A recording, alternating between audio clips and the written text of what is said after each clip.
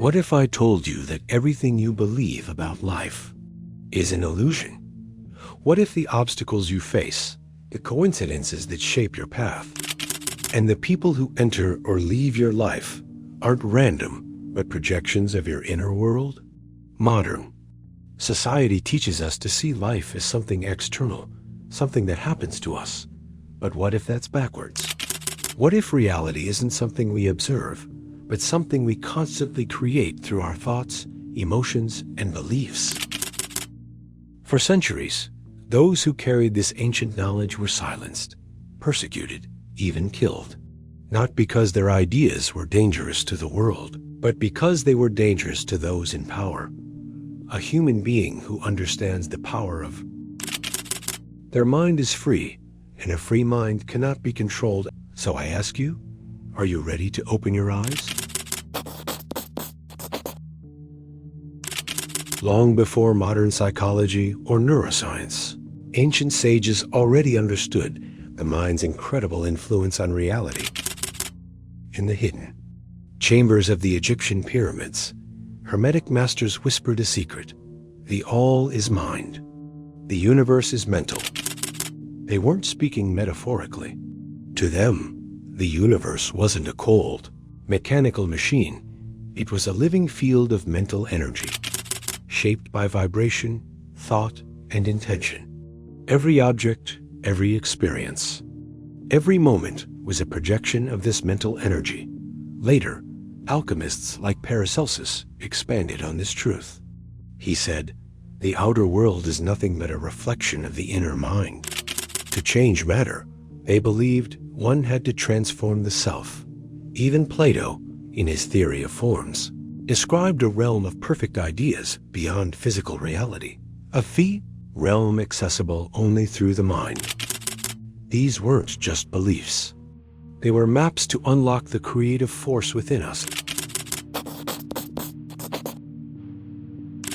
But knowledge like this was too empowering. It threatened religious and political institutions built on control. So it was hidden, twisted, or destroyed. The Gnostics believed the material world was a shadow, a dream, and that awakening meant reconnecting with the divine consciousness within. For that, they were labeled heretics. Secret orders like the Rosicrucians and Templars preserved the old teachings. They taught that before one could master the elements, one had to master their thoughts, their emotions, their inner world. Centuries later, Giordano Bruno, a mystic and scientist, declared that the mind was a divine spark capable of shaping the cosmos. He was burned at the stake. And Descartes, often seen as the father of rationalism, still placed everything upon this one foundation. I think, therefore I am. Even in the heart of modern thought, the ancient truth echoed. Consciousness comes. First, reality follows. In the 20th century, science began to stumble upon truths mystics had always known. The famous double-slit experiment revealed something shocking. The mere act of observing subatomic particles changes how they behave.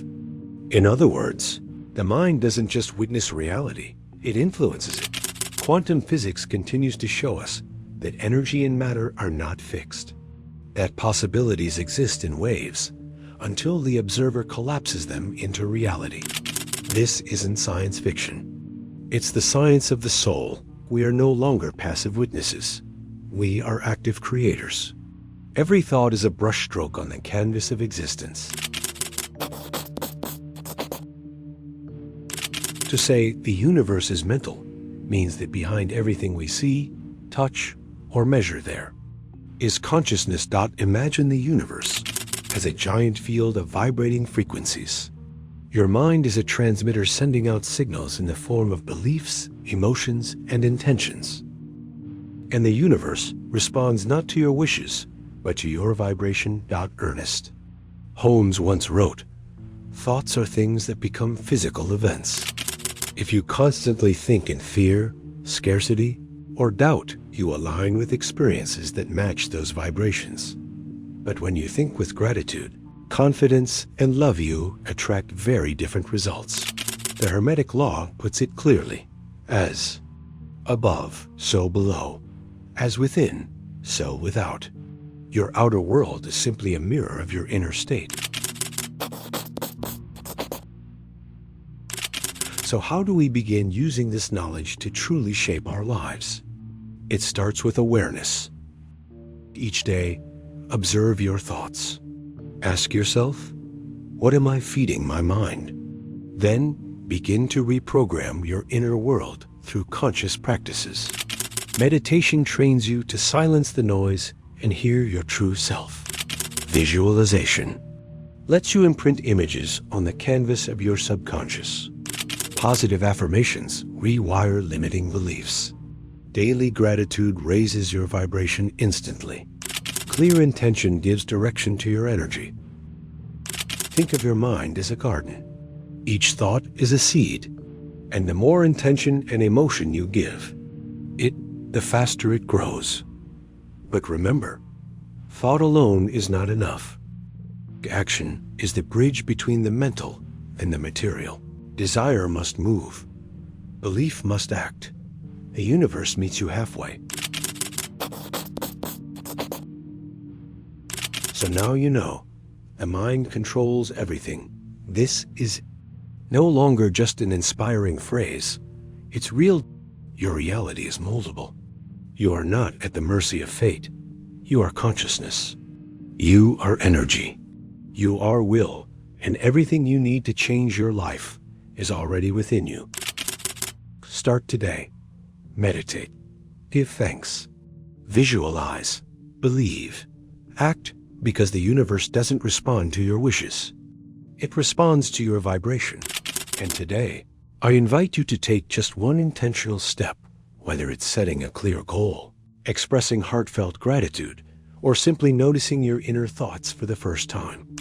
Share in the comments. What part of this message resonated most with you? Have you ever felt the power of your mind shaping your reality?